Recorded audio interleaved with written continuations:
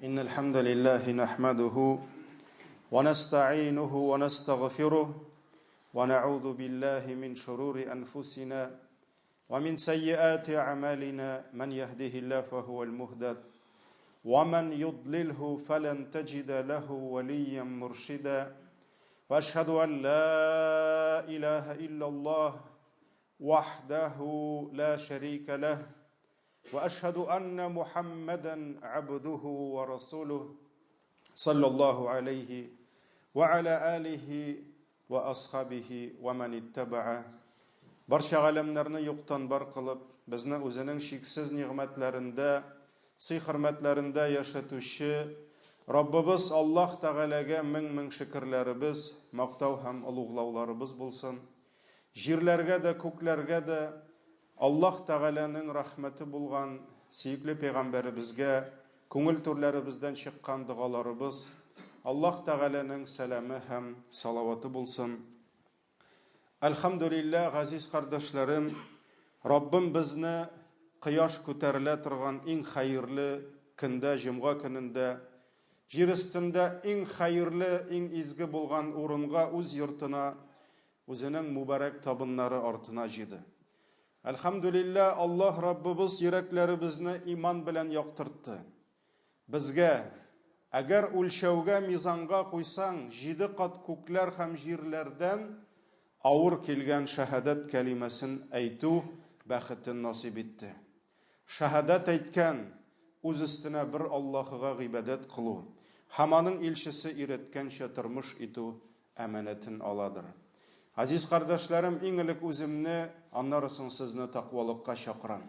Аллаһ Тәгалә Куръани Кәримдә әйтте: "Я айюхаллазина аману тақуллаха хакка туқатих ва ла тамутунна илля ва антум муслимун." Әй иман китергән бәндәләр, Аллаһ Тәгаләгә тиешле дәрәҗәдә тақва булыгыз һәм мөселман булмаган хәлдә Аллаһ хузурына кайтудан сакланыгыз.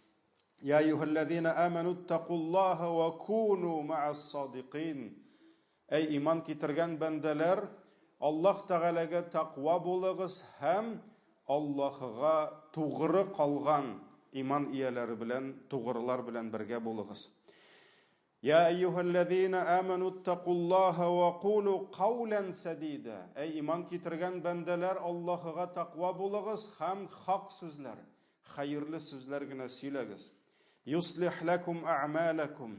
Шул вакыт, әгәр дә тақва булсагыз, хәерле сүзләр, хак сүзләрдә булсагыз, Аллаһ Тәгалә сезнең гамәлләрегезне төзәтер.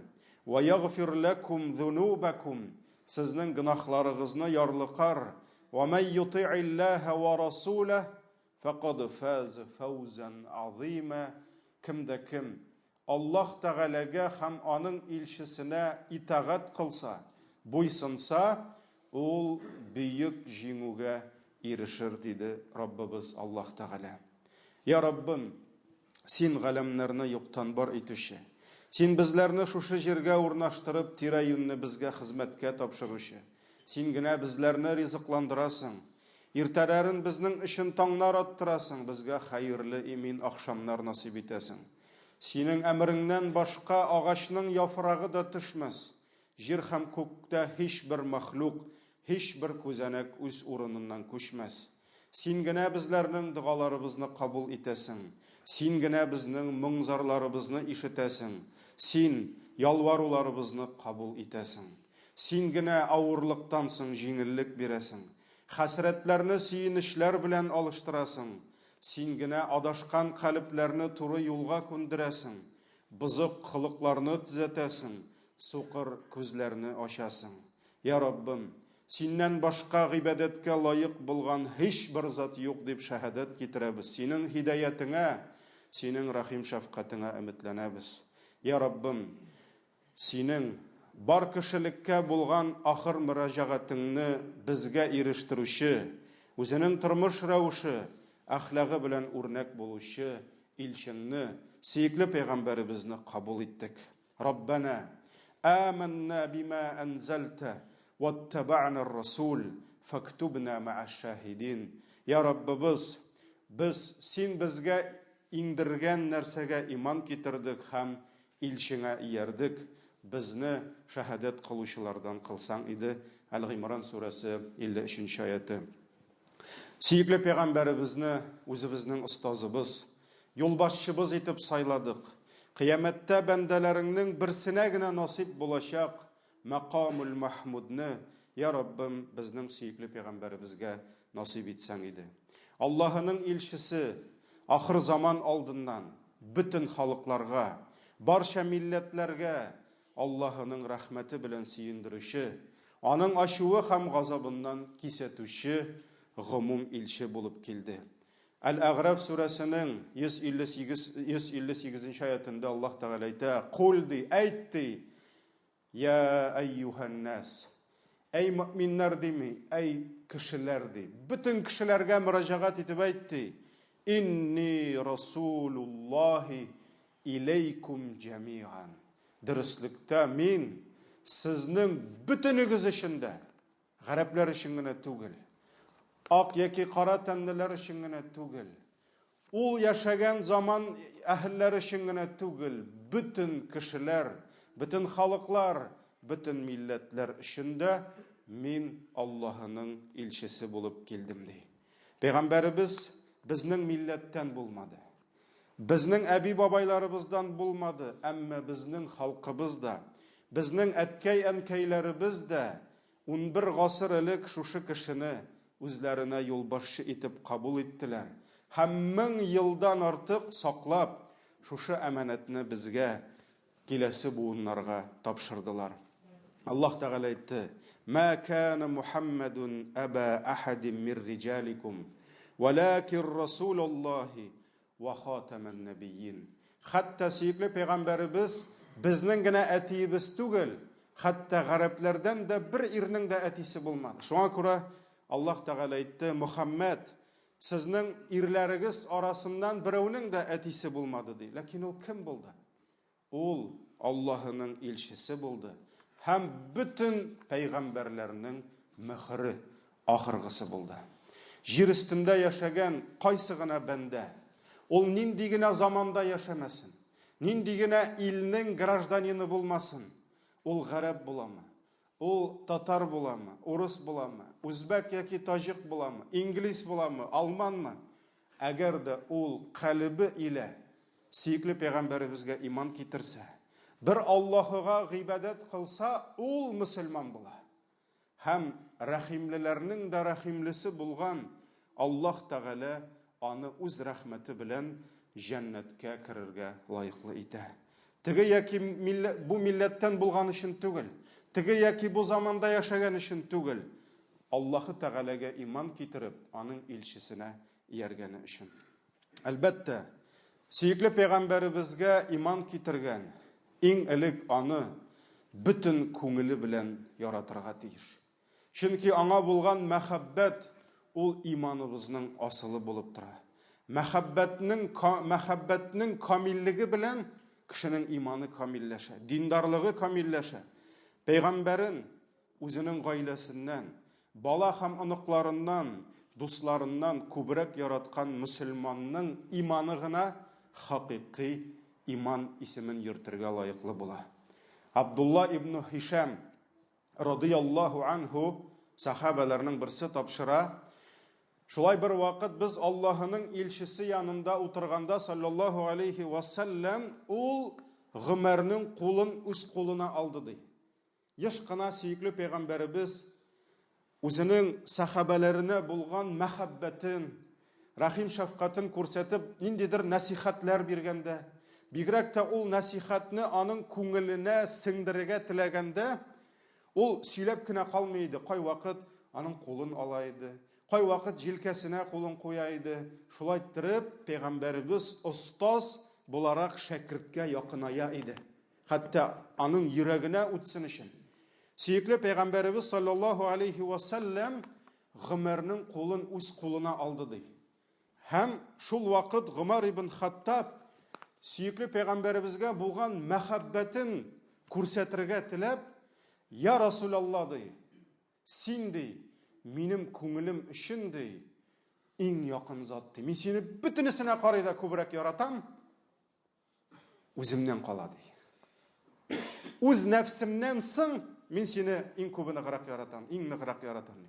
Ягъни Гомәр дөресен әйтте, яшермәде. Аның өчен әле үз нәфсе, үз мине хәтта Аллаһның илчесеннән дә якынрак иде. Кай вакыт без бит күп сүз сөйләргә яратабыз, хатынга да, мин сине шул кадәр яратам дибез. Ләкин бер генә бәхәс килеп чыкса, шундук үз нәфсебезне, үз минебезне бер дә кимсетмибез, беренче урынга куябыз. Гомәр урысча әйткәндә честный булды, дөресен әйтте.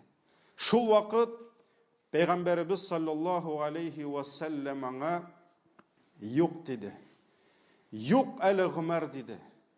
Һәм нәрсә диде? Мин синең өчен, синең күңелеңдә үзеңнән дә якынрак, үзеңнән дә сөеклерәк булмыйча әле иман булмый диде. Синең мөселманлыгың, мөэминлегең әле булмас диде. Хәтта үзеңнән дә артык мине яратмыйча диде. Шуннан соң Гомәр ибн Хаттаб әйтте, хәзер диде, я Расулаллаһ, минем өчен син үз нәфсемнән дә сөеклерәк диде. Мин сине үземнән дә катырак яратам диде. Шуннан соң әл-ан, я Гомәр, менә хәзер булды Гомәр диде. Бу Бухари риваятында килә. Күпләребезнең бу хадисне ишеткәнебез бар, һәм аны ишетеп торырга кирәк. Чөнки безнең иманыбызның асылы менә шушындый нәрсәләргә кайта җәмәгать. Шушы хадистан нинди гыйбрәт алабыз? Аллаһ Тәгаләне һәм аның илчесен ярату иманның иң бийек таләпләреннән һәм иң мөһим нигезләреннән булып тора. Бу урында Аллаһ Тәгаләнең бер аятын укып китәсем килә. Бу Тәүбә сүрәсенең 24-нче бер генә аяты. Ләкин җәмәгать, бу аят шул кадәр куркыныч. Һәм бу аятны һәрберебез шәхсән, Аллаһ шәхсән сезнең үзегезгә мөрәҗәгать итеп әйтте дип кабул итеп тырышыгыз әле, кабул итеп карагыз әле. Чөнки һәрбер аят ул килде, аңа да түгел, аңа ул сиңа килде беренче шаратта. Шуңа күрә бу сүзләрне иң элек үз адресыгызга ишетегез, кабул итегез. Тәүбә сүрәсе 24-нче аят. Кайткач тәфсирен карасагыз була. Аллаһ Тәгалә әйтте, кул диде, әйт диде, әйт, җиткер диде. Ин кана абаукум ва абнаукум ди. Әгәр дә сезнең әти-әниләрегез ди. Безгә иң якын затлардан булган, безне тудырып үстергән әти-әниләр. Ва абнаукум ди. Сезнең үстергән балаларыгыз ди. Карагыз, бала дигән зат шул кадәр күңелнең иченә үтеп керә. Алла сакласын, кай вакыт ул бала нигъмәттән фитнәгә әйләнеп, кешене Аллаһыдан ерак итә. Шуңа күрә сезнең яраткан әти-әниләрегез, балаларыгыз ди. Ва ихванукум, сезнең яраткан туганнарыгыз ди. Ва азваджукум ва аширатукум, сезнең яраткан хатыннарыгыз, гаиләләрегез ди. Ва амвалун иqtaraftumuha, һәм сезнең ди саклап, яратып яшәгән мал-мөлкәтләрегез, ягъни булсын сезнең утырып йөргән атларыгыз, булсын сезнең алтын көмешләрегез, сум, доллар, евроларыгыз булсынмы, ва тиҗаратун тахшауна касадаха, һәм сезнең борчылып, кайгырып торган сәүдәләрегез ди. Чөнки кеше бит сәүдәсе гөрләп барганда ул барыбер курка, барыбер кайгыра, нәрсә дип, сәүдәм туктап китер, прибыль выручкаларым кимеп китер дип курка. Шуңа күрә сез куркасыз ди, шушы сәүдәләрегез әкренәер, туктар дип. Ва масакину тардаунаха, һәм сезнең ди шул кадәр күңелегезгә хуш булган яшәгән иләрегез ди, салган йортлар, квартиралар, без бит инде алар матур булсын дип тырышабыз, уңайлы булсын дип тырышабыз, һәм аларга без шул кадәр ияләшәбез. Тардаунаха, сез алардан шул кадәр разый буласыз ди. Әгәр дә менә шушы санап киткән нәрсәләр ди, Аллаһ Тәгалә әйтә, ахаббу илейкум миналлаһи ва расулихи ва җиһадин фи сабили. Әгәр дә шушы нәрсәләр ди, әти, әни, бала, ынык, туганнар, хатын, гаиләләр, сезнең җыйган алтын көмешләрегез, сезнең алып барган сәүдә эшләрегез, сезнең төзегән, матур итеп бизәгән йорт, фатирларыгыз сезнең өчен Аллаһ Тәгаләдән, аның илчесеннән һәм Аллаһ юлында җихад, иҗтихад кылудан сөеклерәк булса ди. Әгәр шушы бөтен нәрсә Аллаһыдан һәм илчесеннән сөеклерәк булса ди, фатараббасу хатта яти Аллаһу би амри, Аллаһның истигезгә әмрен көтеп торыгыз ди. Аллаһның сезгә булган газабын көтеп торыгыз ди. Валлаһу ла яхдил каумал фасиқин. Аллаһ бызык булган халыкларны туры юлдан алып бармас ди. Менә бу аят җәмәгать безгә, һәрберебезгә кагыла. Чөнки менә шушы аятта саналып киткән дөнья нигъмәтләре бүтән йөрәкләрне ала, яулап ала, һәм кеше көн-төн шушылар өчен чабып, шушылар өчен тырышып, шушылар өчен бүтән нәрсәсен биреп, шушылардан ләззәт, рәхәт алып яши. Әмма Аллаһ Тәгалә нәрсә диде? Әгәр дә шушы нәрсәләр ди, сез шумып, батып, гөрләшеп яшәгән шушы нәрсәләр сезнең өчен сөеклерәк булса ди, Аллаһыдан һәм аның илчесеннән һәм Аллаһ юлыннан, Аллаһның газабын көтегез ди. Сез хәерле юлда түгел ди. Менә без җәмәгать бүген Аллаһ Тәгалә безне шундый заманада яратты, юктан бар итте. Без бүген менә шушы аятта әйтелгән муллыкта йөзәбез. Әлхәмдүлиллаһ, сугыш афәтләре юк. Шуңа күрә күп туганнарыбыз исән сау. Әтиәниләребез күбебезнең исән сау. Гаиләләребез бар. Әлхәмдүлиллаһ, күпмедер әзме, күпме мал мөлкәтләребез бар. Күпмедер һөнәр, кәсеп, сәүдәләребез бар. Һәм менә шушы нәрсәләр шул кадәр безне алып кирип китә. Кай вакыт Аллаһ һәм аның илчесе, Аллаһ сакласын, читтәрәк кала. Әгәр алай булса, минем газабымны көтеп торыгыз диде.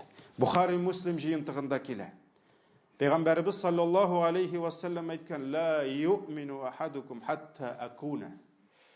Арагыздан берегез дә чын мөмин булмас ди, чын хакыйкый мөмин булмас ди, хатта мин аның өчен ди, үз гаиләсеннән ди, мал мөлкәт байлыгыннан ди, һәм җирдә булган бүтән кешеләрдән дә сөеклерәк булмыйча ди. Урысча әйтәм инде. Пока ул Аллаһ Тәгаләнең илчесе синең йөрәгеңдә, синең яраткан хатының балаларыннан да алда тормаса, синең җыйган мал мөлкәтеңнән дә сөеклерәк булмаса, һәм җир өстендә булган бүтән кешедән дә сөеклерәк булмаса, син хакыйкый мөмин булмассың диде. Бу Бухари, Муслим риваятында килә. Бер кеше, бу инде изге сәләфләр заманында, бер кеше килә Асад ибн аль-Фират янына. Һәм шушы хадисны укып бирә дә, әйтә: "Мин ди күп уйладым ди, һәм мин куркам, мин бу хадискә туры килмәсмен" дип ди. Мин куркам ди, минем гаиләм ди, балаларым ди, шул кадәр аларны яратам ди. Мин куркам, алар ди, аларга булган мәхәббәтем Аллаһның илчесенә булган мәхәббәттән зуррактыр дип куркам ди. Шуннан соң шушы Асад ибн аль-Фират устаз әйтә: "Күз алдыңа китер ди. Әгәр дә без сугыш сафында басып торсак ди, һәм Аллаһның илчесе безнең артыбызда торса ди, һәм дошман аңа таба корал белән аны үтерергә китсә ди, гәүдәң белән каплыйсыңмы юлны ди. Үзеңнең җаныңны фида кыласыңмы аның өчен ди, кылам ди. Уйлап та тормый, кылам ди, ничек Аллаһның илчесе беренче урында ди. Балаңның җанын да фида кыласыңмы ди, аңа тимәсенә өчен кылам ди. Димәк, бер шулма ди. Син бу хадискә туры киләсең ди." Шуңа күрә, мөхтәрәм җәмәгать, Пәйгамбәрбез саллаллаһу алейхи ва салламны яратам дип әйтергә була. Әмма ләкин синең мәхәббәтең никадәр ихлас, һәм синең бер ягыңда гаиләң, балаларың һәм гомум кешеләр булса, икенче якта Аллаһның илчесе булса, син кемне сайлар идең? Кемгә булган мәхәббәтең зуррак булыр иде? Менә бу сорауны без үзебезгә бирергә тиешбез. Әгәр дә, әлбәттә, ул мөмкин түгел бу дөньяда. Ләкин иншаллаһ кыямәттә Раббым насыйп итсен, җәннәттә насыйп итсен. Әгәр дә бу дөньяда Аллаһның бер фәрештәсе килеп сиңа әйтсә: "Хәзер Аллаһның илчесен күрсәтәм, ләкин күпме түлисең дисә, яраткан затыбызны күрер өчен күпме нәрсә безне корбан итер идек. Пәйгамбәрбез саллаллаһу алейхи ва саллям әйтте, бу Сахих Муслимда килә. Минем өммәтемнән ди, мине иң нык яратучылар кемнәр ди? Кемнәр алар ди? Иң нык яратучылар. Пәйгамбәр саллаллаһу алейхи ва саллям әйтте, алар ди миннән соң килерләр ди. Карагыз. Без Аллаһның илчесеннән соң килдек. Димәк, әле безнең дә бар икән нәрсә? Форсат, шанс.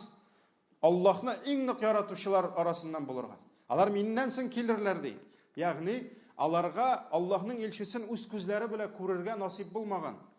Алар ди, мине күрү өчен бүтән байлыкларын һәм яраткан гаиләләрен дә фида кылырга әзер булырлар иде ди. Ягъни, карагыз, Аллаһның илчесен күрү өчен, үз күзе белән аны ишетү өчен, аның кырында тору өчен ул бүтән нәрсәсен бирер иде. Менә аңа нинди кадерле булган затлар, кадерле булган нәрсәләр бар, барысын да бирер иде ди. Менә шулар мине иң нык яратучылар ди. Бу Сахих Муслимда килә. Шуңа күрә Аллаһның илчесен яратабыз. Әмма ләкин шушы яратуларыбыз никадәр ихлас һәм шушы яратуларыбызга без никадәр тугры калабыз. Ул бит җәмәгать җигет белән кыз да очрашкач, әтибә люблю дип бер-берсенең башын күп әйләндерәләр. Загыста да әйтәләр, "О, мин сине яратам" диләр. Ләкин нишләптер бер айдан сугыша башлыйлар. 2 айдан бүлешә башлыйлар. 3 айдан бер-берсен каргашып, "Әтибә люблю" дигән сүзләр, "Әтибә ненавижу" дип, алар бүген 50-60% гаиләләр таркалып бара. Инде сүз ул, "Мин сине яратам", әгәр дә аның нигезе булмаса. Шуңа күрә монда бит җәмәгать "Мин сине яратам, Аллаһның илчесе" дигән сүз, ул җәмәгать, ул калбның түрендә торырга тиеш. Һәм кеше ахыр сулышына кадәр шушы мәхәббәткә тугры калырга тиеш. Аллаһ субханаху ва тәгаләнең илчесен яраткан, шушы мәхәббәтенә тугры булган үз тормышында аның әдәбен, аның әхлагын, ул калдырган сөннәтне сакларга тиеш. Аның өчен ул аны өйрәнергә тиеш. Без бит бүген Аллаһның илчесе турында китапларда укыйсыбыз килми.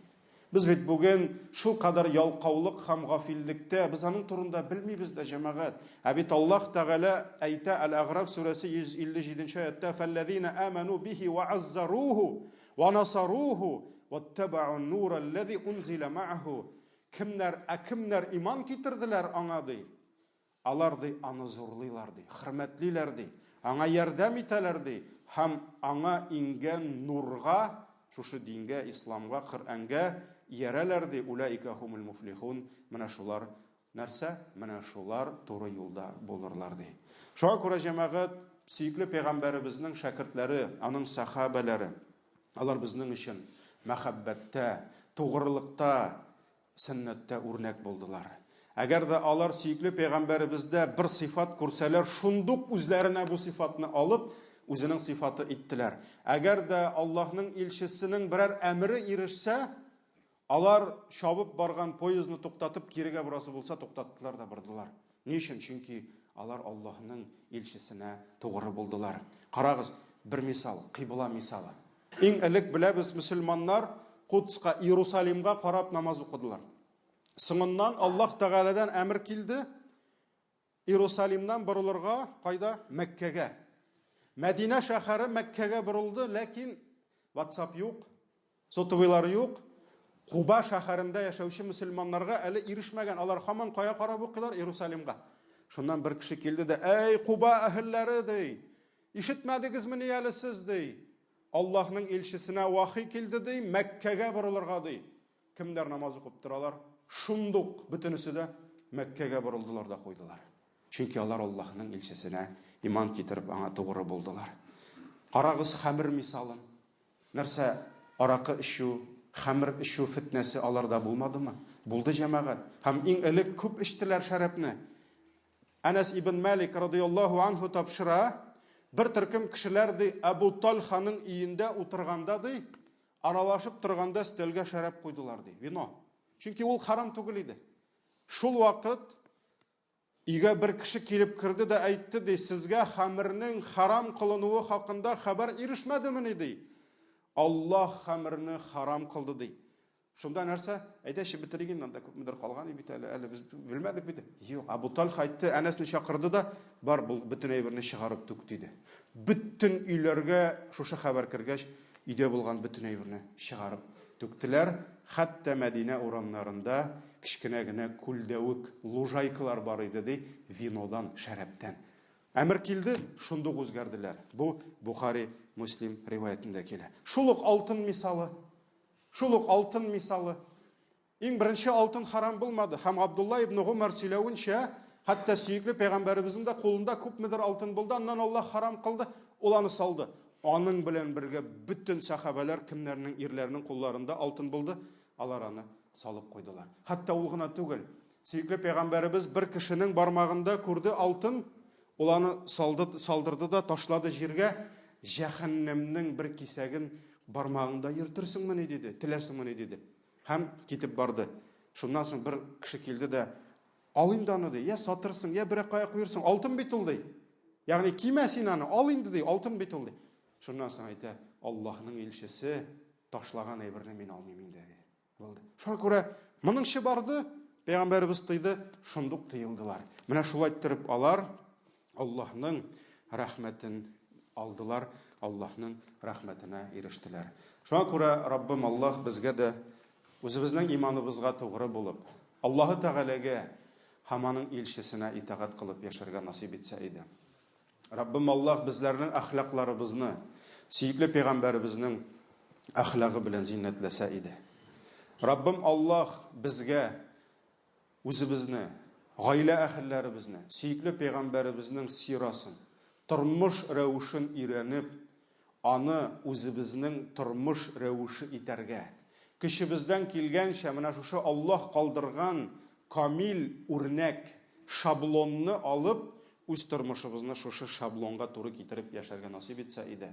Ахыр сулышларыбызга кадәр Аллаһның илчесен яратып, сөеп, шушы мәхәббәтебезне арттырып, кыямәт көннәрендә әти-әни дә ташлап киткәндә, балалар әти-әниләреннән ташлап киткәндә, туганны күрмәгән көндә Аллаһның илчесенең шафагатын Раббым Аллаһ безгә насыйплардан кылса иде. Баракаллаһу лана ва лакум фил Qur'анил азим ва нафагана бил аяти вал зикрил хаким иннаху хувал гафурур рахим.